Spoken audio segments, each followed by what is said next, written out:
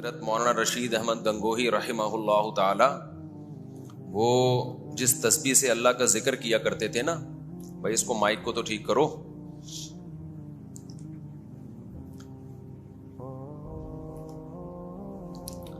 حضرت مولانا رشید احمد گنگوہی رحمہ اللہ تعالی جس تسبیح سے اللہ کا ذکر کیا کرتے تھے تو آخر عمر میں وہ تسبیح بہت ہی بوسیدہ ہو گئی تھی، بالکل ایسے دانے ٹوٹ گئے، اس کے ٹوٹنے لگے تھے، دھاگا گھس گیا تھا.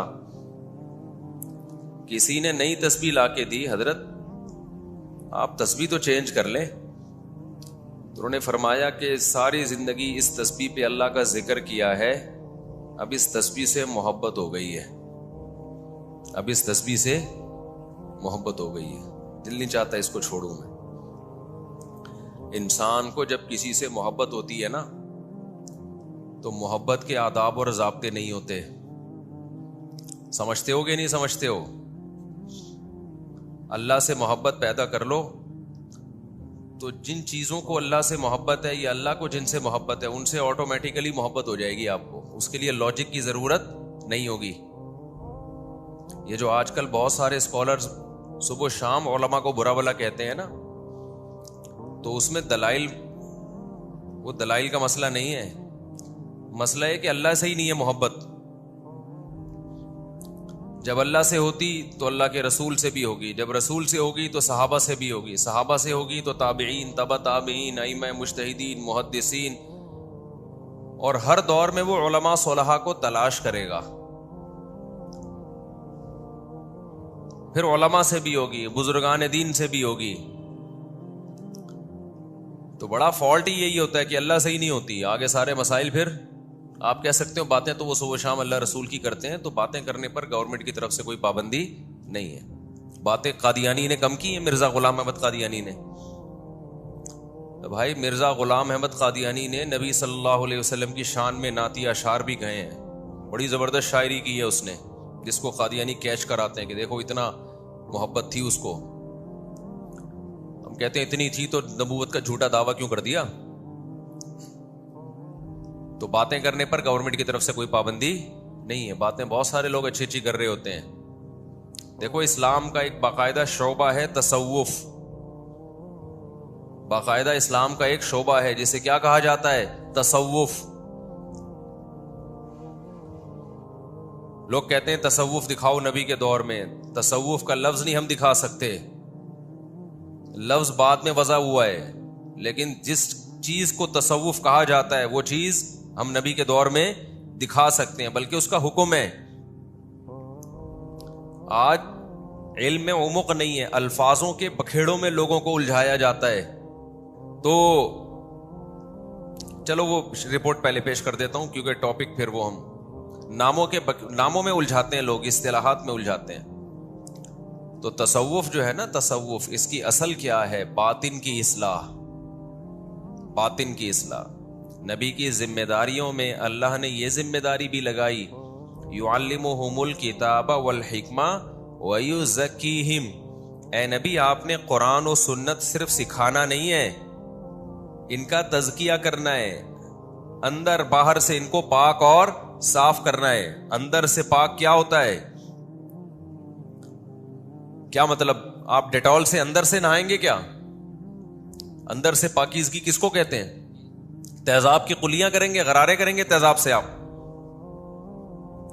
اندر کی پاکی کا مطلب آپ کا دل باطنی گندگیوں اور غلاظتوں سے پاک ہو جائے. آپ کے دل میں لالچ، دنیا کی محبت کے جو گٹر ابل رہے ہیں، مرا جا رہا ہے پیسوں کے پیچھے. پوری گلی ہے گارڈ کی تنخواہ 8,000. یہ دنیا کی محبت کے گٹر ہی تو ہیں. پوری گلی نے گارڈ رکھا ہوا ہے، تنخواہ بولو 8,000. اور لیکن سارا دن مہنگائی کے خلاف تقریریں سن لو آپ. مہنگائی بڑھ رہی ہے، حکومت کو خیال نہیں ہے، ایکچولی حکومت ہی کرپٹ ہے. تو حکومت کو آپ کا خیال نہیں ہے، آپ کو اپنے ملازمین کا خیال نہیں ہے، تو دونوں کیا ہیں؟ ایک جیسے ہیں. تو اس لیے رونے وونے کی ضرورت نہیں ہے، نہ پاکستان سے بھاگنے کی ضرورت ہے. بھاگے تو وہ گارڈ بھاگے تو سمجھ میں بھی آتا ہے.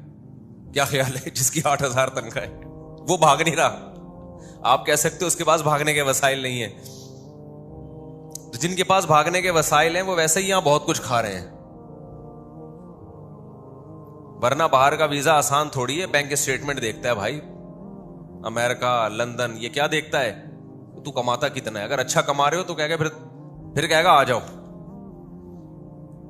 اور جو اچھا کما رہا ہے اس کے لیے مسائل نہیں ہے یہاں پہ. مسائل اس کے لیے جو بیچارے غریب ہیں، جن کے پاس بھاگنے کے پیسے ہی نہیں ہیں، اور انہی کو موٹیویٹ کیا جا رہا ہے بھاگو بھاگو بھاگو. تو سوائے ملک کی نفرت پیدا کرنے کے اور کوئی رزلٹ نہیں نکل رہا. تو خیر تصوف بھی ایک شعبہ ہے. قرآن نے حکم دیا کہ اے نبی یزکیہم، ان کا تزکیہ کریں، اندر سے ان کو کیا کرنا ہے، آپ نے پاک صاف کرنا ہے. تو یہ اندر کی پاکی، اس کا باقاعدہ علماء نے بعد میں نام دیا. یہ نام بعد میں پڑا ہے. اس کو کیا نام دیا جانے لگا؟ تصوف. جیسے مصحف عثمانی ہم پڑھتے ہیں، وہ کون سا مصحف ہے؟ عثمان رضی اللہ عنہ کا. نام بعد میں پڑا ہے، لیکن یہ جو مصحف ہے، یہ جو قرآن کی آیتیں ہیں، یہ نبی کے دور میں پہلے سے موجود تھیں. اسی طرح فقہ حنفی، شافعی، مالکی، حنبلی، یہ سارے نبی کے دور میں موجود تھے. نام کیا ہوئے ہیں؟ بعد میں پڑے ہیں. اب لوگ منجن بیچتے ہیں، کہتے ہیں اللہ نے تو ہمارا نام مسلم رکھا ہے. اللہ نے ہمارا نام غیر مسلم کے مقابلے میں مسلم رکھا ہے. سمجھتا ہے کہ نہیں سمجھتا ہے؟ کس کے مقابلے میں مسلم رکھا ہے؟ حنفی اور شافی کے مقابلے میں مسلم نہیں رکھا. اگر آپ کوئی شافی سے ملو اور کہے کہ آپ کس مکتب فکر کو فالو کرتے ہو، آپ کا میں مسلم ہوں، تو کہے گا اچھا میں غیر مسلم نظر آ رہا ہوں تجھے. اتنی سینس جن اسکالرز میں نہیں ہے، وہ ہمارے باپ بنے ہوئے ہیں، ٹھیک ہے نا، وہ ہمیں سکھا رہے ہیں قرآن و سنت. دیوبندی بریلوی یہ نام بعد میں پڑے ہیں. لوگ کہتے ہیں نا دیوبندی بریلوی نبی کے دور میں نہیں تھے. تو دیوبندی بریلویوں کے مقابلے میں جو دیوبندی کہا جاتا ہے، اگر بریلوی اپنے آپ کو مسلم کہنے لگے دیوبندیوں کے مقابلے میں، اس کا مطلب وہ دیوبندیوں کو کیا سمجھ رہے ہیں؟ غیر مسلم. اس سے تو اور فرقہ واریت پھیلے گی. اگر دیوبندی اپنے آپ کو مسلم کہنا شروع کر دیں بریلویوں کے مقابلے میں، کوئی گرین چینل والا آیا، آپ نے کہیں رشتے کا پیغام لے کر آیا، ایسے موقع پہ ہی مسلک کو شو کرنے کی عام طور پہ ضرورت پڑتی ہے. ہم بلا وجہ تھوڑی کہہ رہے ہیں کہ اپنے آپ کو دیوبندی، بریلوی، حنفی، شافی کہتے پھرو. جہاں ضرورت ہوتی ہے وہاں کہنا پڑتا ہے. اب آیا کوئی شخص رشتہ لینے کے لیے، آپ کہہ رہے ہیں آپ کا مسلک کیا ہے، دیوبندی ہے بریلوی ہے، وہ کہہ رہے ہیں میں مسلم ہوں. آپ کو میں تجھے کیا سکھ نظر آ رہا ہوں؟ میں ہندو نظر آ رہا ہوں تجھے؟ تو آپ جواب میں کیا کہو گے بھائی؟ وہ جواب میں کیا کہے گا؟ بھائی مسلم ہوں تبھی تو آیا ہوں، لیکن میں بریلوی مکتب فکر کو فالو کرتا ہوں. آپ چلے گئے ان کے ہاں رشتہ لینے کے لیے، جیسے میں گیا تھا، میں بھی تو گیا تھا نا، اور میرے اللہ کا شکر ہے بچے ہو گئے الحمدللہ. انہوں نے پوچھا آپ کا مکتب فکر کیا ہے؟ میں نے کہا ہم دیوبندی مکتب فکر کو فالو کرتے ہیں. اگر میں اس وقت اپنے سسرال میں کہتا کہ وہ پوچھتے آپ کا مکتب فکر کیا ہے، میں کہتا میں مسلم ہوں بھائی، سمپل مسلم. وہ کہتے تو کیا ہم کیا غیر مسلم نظر آ رہے ہیں تجھے؟ رشتہ لینے کیوں آئے جب تجھے ہم غیر مسلم نظر آ رہے ہیں؟ تو ہری پگڑی پہن کے میرے بیان میں بیٹھے تھے. پورے بیان میں ایک بندہ ہری پگڑی پہن کے بیٹھا ہوا تھا، اور لوگ جب ان کو یوں کر کے دیکھ رہے تھے، میں لوگوں کو تمیز سے ادھر میرا بیان سنو. سمجھ رہے ہو؟ کیونکہ زیادہ مسئلہ ہوتا تو رشتہ کینسل. اس لیے میں نے بڑی رسپیکٹ دی ہری پگڑی والوں اس وقت، یعنی جو ہری پگڑی پہن کے آئے تھے. سمجھ رہے ہو؟ لوگ کہتے ہیں ہری پگڑی میں نکاح جائز ہے یا نہیں، کہ تو بھائی ہم نے تو کیا ہے یار. تو صرف پگڑی سے نہیں ہوتا کچھ، عقائد پھر آگے دیکھے جائیں گے نا، کہ اگر کوئی چاہے دیوبندی ہو یا بریلوی ہو، صاف لفظوں میں کہتے ہیں نبی حاضر ناظر ہے، مشکل کشا ہے، وہ تو چاہے دیوبندی ہو چاہے بریلوی ہو، اس سے نکاح جائز نہیں ہے. اور یہ شرک صرف اس طرح کا شرک بریلویوں میں بھی ہے، دیوبندیوں میں بھی ہے. بعض دیوبندیوں میں آپ کو قبر پرست نظر آئیں گے، وہ لیبل لگاتے ہیں دیوبندیت کا، قبروں کے پاس بیٹھے ہوئے نظر آئیں گے. لیبل لگاتے ہیں کس کا؟ یہ جو روحانی ٹوپی ڈرامے ہیں، یہ تو دونوں فریق میں پائے جاتے ہیں، اور غیب کے دعوے بھی کر رہے ہوں گے، اور پتہ نہیں کیا کیا دعوے کر رہے ہوں گے. تو میں نے کیا کیا، اگر میں وہاں جا کے کہتا میں مسلم ہوں، میں صرف مسلم، وہ کہتا ہے نکل پتلی گلی سے باہر نکل، جو بات پوچھی جا رہی ہے اس کا جواب دے. باقی صحابہ کے دور میں دیوبندی بریلوی اہل حدیث کیوں نہیں تھے؟ تو صحابہ کے دور میں کوئی فرقہ بنا ہی نہیں تھا نا جس کی بیس پہ اس فرقے سے فرق کرنے کے لیے دوسرے فرقے کو نام ہائی لائٹ کیا جائے. اس کی مثال آسان مثال سے بات سمجھ میں آتی ہے نا، ورنہ پیچیدہ ہوتی چلی جاتی ہے. آج کل کے جو اسکالرز ہیں نا یوٹیوب پہ، ان کے پاس اتنا دماغ نہیں ہے کہ ہماری پیچیدہ باتوں کو سمجھیں. ان کے پاس اتنی کھوپڑی نہیں ہے، وہ کھوپڑی لیس ہو کے بیٹھتے ہیں. تو ظلوا واضلوا حدیث میں آتا ہے جب علماء اٹھ جائیں گے نا، ختم ہونے شروع ہوں گے، تو آہستہ آہستہ اسی طرح ہی ہوگا کہ وہ لوگ جو عالم نہیں ہیں، اور کمال یہ کہ نہ صرف عالم نہیں ہے بلکہ خود کو عالم نہ کہنے میں فخر بھی محسوس کرتے ہیں. یعنی ایک آدمی علاج کر رہا ہے ڈاکٹر بن کے، لوگ اس سے پوچھتے ہیں تو کیا ڈاکٹر ہے جو علاج کر رہا ہے؟ تو وہ کہتے ہیں نہیں میں ڈاکٹر نہیں، اس پہ مجھے فخر ہے. کمال ہو گیا یار، آپ ایک علاج بھی کر رہے ہو، جھوٹا ہی دعویٰ کر لو کہ میں ڈاکٹر ہوں. جھوٹا دعویٰ کیوں نہیں کرتا کہ لوگ پوچھیں گے کہاں سے پڑھا، کن کن ٹیچروں سے علم حاصل کیا، تو اس لیے وہ ڈاکٹر کہہ دیتا ہے کہ میں کیا ہوں، ڈاکٹر نہیں. تو آج کے بہت سارے اسکالرز ہیں، سارا دن علماء کو برا بھلا کہتے رہیں گے، اور ان سے پوچھا جائے گا آپ کے پاس علم کہاں سے آیا؟ میں نے پڑھا ہے. آپ عالم نہیں ہے پراپر؟ نہیں میں عالم نہیں ہوں، اور فخر ہے اس پہ. تو اب مجھے ایک بات بتاؤ کہ یہ جو تصوف کا لفظ ہے نا، یہ بھی نبی کے دور میں لفظ نہیں تھا، لیکن تصوف میں جو کام ہوتے ہیں وہ سارے نبی کے دور میں ہوتے تھے. تو حضرات فقہاء نے، بزرگان دین نے دیکھا کہ اسلام دو چیزوں کا نام ہے، ظاہر کی اصلاح اور باطن کی. انہوں نے دیکھا کچھ لوگوں کا ظاہر تو ٹھیک ہو جاتا ہے، اندر ان کا ٹھیک نہیں ہوتا. ظاہر میں بڑے تہجد گزار ہوں گے جی، ظاہر میں دیکھا جائے تو بڑے ماشاءاللہ ایسا چہرے پہ نور کی کرنیں نکل رہی ہوں گی، آپ باقاعدہ ان سے نور ادھار لوگے، آپ اتنا نور ہوگا ان کے چہروں پہ. آپ دیکھیں گے کہ جی ماشاءاللہ ماشاءاللہ جی وہ ایسے زبردست ہر وقت روتے رہتے ہیں اللہ کی یاد میں، لیکن اندر ان کے دنیا کی محبت کے گٹر ابل رہے ہیں. میرے پاس ایسے لوگ آتے ہیں، اتنی بڑی داڑھی، چہرے پہ رونق، سر پہ ٹوپی، بعض دفعہ تو پگڑی ہوتی ہے، اور ایسی شلوار آدھی پنڈلیوں تک. فیکٹری کا مالک ہے، آ کے بیٹھا ہے اور کہہ رہے مفتی صاحب ٹینشن میں ہوں. ابے کس بات کی ٹینشن ہے؟ کہہ رہے مجھے ہر وقت ڈر لگا رہتا ہے میری دولت مجھ سے چھن نہ جائے. میں نے کہا میرے بھائی آپ کے دل میں دنیا کی محبت کے گٹر ابل رہے ہیں. آپ نے پیسہ جیب میں رکھنے کے بجائے کہاں رکھ لیا؟ دل میں رکھ لیا. میں نے کہا اس کو دل سے نکالو. کہہ رہے کیسے نکالوں؟ میں نے کہا بولو چھن جائے تو چھن جائے، بھاڑ میں جائے. تو کیا ہو جائے گا چھن جائے گی تو؟ کہہ رہے چھن جائے گی تو کیا ہو جائے گا؟ سب کچھ چھن جائے گا تو کیا ہو جائے گا؟ میں نے کہا کیا ہو جائے گا؟ کچھ بھی نہیں ہوگا. کہہ رہے بھائی بہت کچھ ہو جائے گا. میں نے کہا ٹماٹر بیچنا ہے یار. کہہ رہے میرے بیوی بچے. میں نے کہا بیوی بچوں کو کہنا اسی ٹماٹر کی آمدن میں گزارا کرنے کرو، نہیں تو پتلی گلی سے نکلو. بعد میں بھی تو انہوں نے قبر میں اتارنا ہے کہ نہیں اتارنا؟ کیا خیال ہے بھائی؟ ابے کیا بیوی بچے تمہارے ساتھ قبر میں جاتے ہیں؟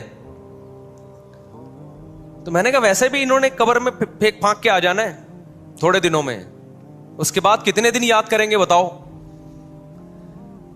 آج کل کی جو لبرل اولاد ہے وہ 4-5 دن بھی تکلف سے یاد کرتی ہے وہ، کہ ابا چونکہ مرے ہوئے ابھی تازہ ٹائم گزرا ہے تو 2-3 دن تو یاد رکھو نا، ٹی وی شیوی نہ چلاؤ. وہ بھی ان کا دل چاہ رہا ہوتا ہے نئی فلم آئی ہے دیکھ لو، نیا ڈرامہ آیا ہے دیکھ لو، لیکن چونکہ لوگ کیا کہیں گے اس لیے وہ نہیں دیکھ رہے ہوتے. اس اولاد کی خاطر یار آپ اتنا اپنے آپ کو دنیا کی محبت. میں نے کہا انجوائے کرو انجوائے. اول تو چھننے کا کوئی خطرہ نہیں ہے، لیکن دنیا کی محبت کے گٹر ایسے ابل رہے ہیں کہ جس چیز کا خطرہ نہیں ہے نا اس کا بھی خطرہ دل میں پیدا ہو گیا کہ یہ نہ ہو جائے، وہ نہ ہو جائے، یہ نہ ہو جائے. میں نے کہا بھائی نوٹ کی گڈیاں نکال کے نا صدقہ کرو، صدقہ ایسے دیا کرو، یہ غریب یہ غریب. میں نے کہا یہ جو آپ دیتے ہو نا یہ تھوڑا سا 98 اس کو پکڑا دی، وہ جو وائپر والا ہے، یہ والا صدقہ نہیں چلے گا مارکیٹ میں. میں نے کہا کتنی فیکٹری ہیں؟ 6-7 ہوں گی. میں نے کہا ایک نکال دے اللہ کے لیے. وہ تو مجھے ڈر تھا کہ بے ہوشی نہ ہو جائے وہ.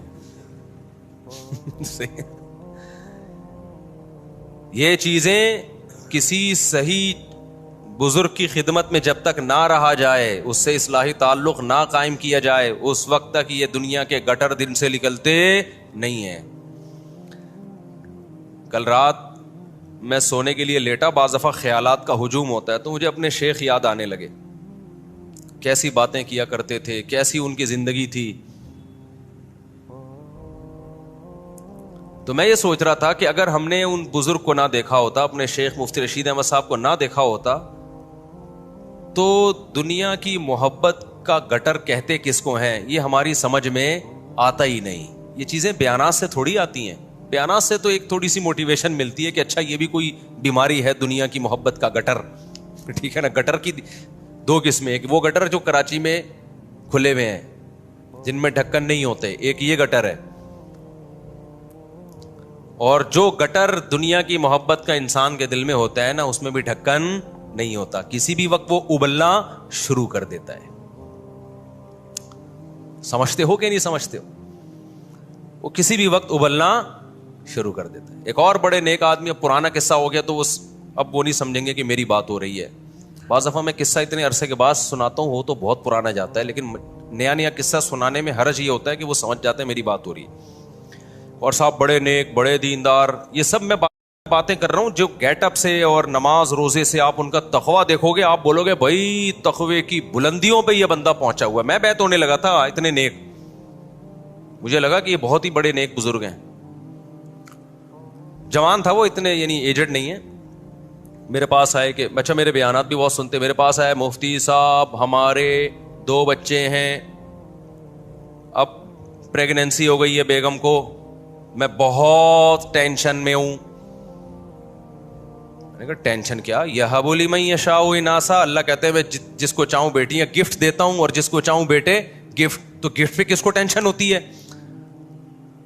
اچھا میرا خیال تھا وہ یہ بات کریں گے بیگم کی صحت خراب ہے, ڈاکٹر نے سختی سے منع کیا, اتنی صحت خراب ہے اب مرنے کا خطرہ ہے یا اور کوئی اور بیماری کا خطرہ ہے, یہ بات کریں گے. یا یہ کہیں گے کہ جی وہ سنبھالنے والا گھر میں کوئی نہیں ہے, 1 سال کے وقفے سے 2 آ گئے تو فوراً تیسرا آئے گا, تو بیگم ذرا لگژری لائف اسٹائل کی عادی ہے, ٹھیک ہے نا, وہ بہت ہی یعنی کمزور طبیعت کی ہے, اس سے بچے نہیں سنبھلتے, تو گھر میں لڑائی ہوگی, بچے نہیں سنبھلیں گے. میں نے کہا یا تو یہ کہیں گے تو میں کہوں گا نہیں اللہ سے ہم دعا کرتے ہیں انشاءاللہ وغیرہ وغیرہ, اور سمجھائیں گے. یا صحت کا ایشو ہے تو بھائی ڈاکٹر سے رابطہ کرو. جب اس نے یہ کہا نا مصعب میری آمدن پہلے ہی اتنی ہے, میں کیسے پالوں گا, جب یہ الفاظ کہے ہیں نا تو میری کھوپڑی گھوم گئی. بہت بہت افسوس ہوا, بہت افسوس. یہ بات وہ نہیں کر رہا جس کے گھر میں کھانے کو روٹی نہیں ہے, یہ بات وہ کر رہا ہے جس کا ذاتی گھر ہے کروڑوں روپے کا. یہ بات وہ کر رہا ہے جس کی ذاتی گاڑی ہے, 0 میٹر کار خریدی اس نے اپنے لیے.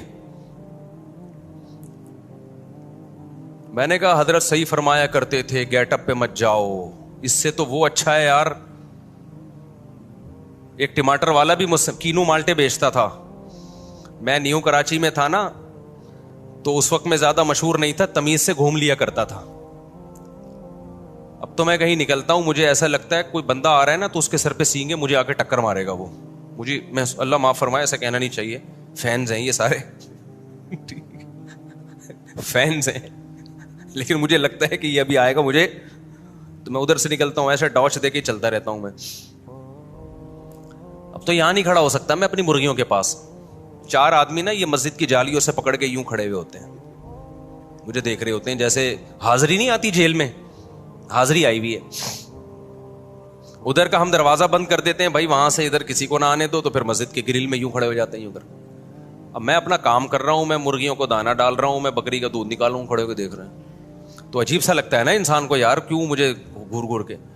پھر میں ان کو بلا لیتا ہوں, آ جاؤ یار سلام دعا کرو, پتلی گلی سے نکلو, کھڑے نہیں ہو یہاں. تو پھر پتہ چلا یہ جو بھی مشہور ہوتا ہے اس بیچارے کے ساتھ یہی ہوتا ہے. فیملی کے ساتھ کہیں نہیں جا سکتا آدمی, گاڑی روک روک کے بھی لوگ گاڑی میں کہیں جا رہے ہو نا آگے سے روک لیں گے, اتر سیلفی ادھر چلو. مجھے لگتا ہے بندوق نہ نکال لے سیلفی دے.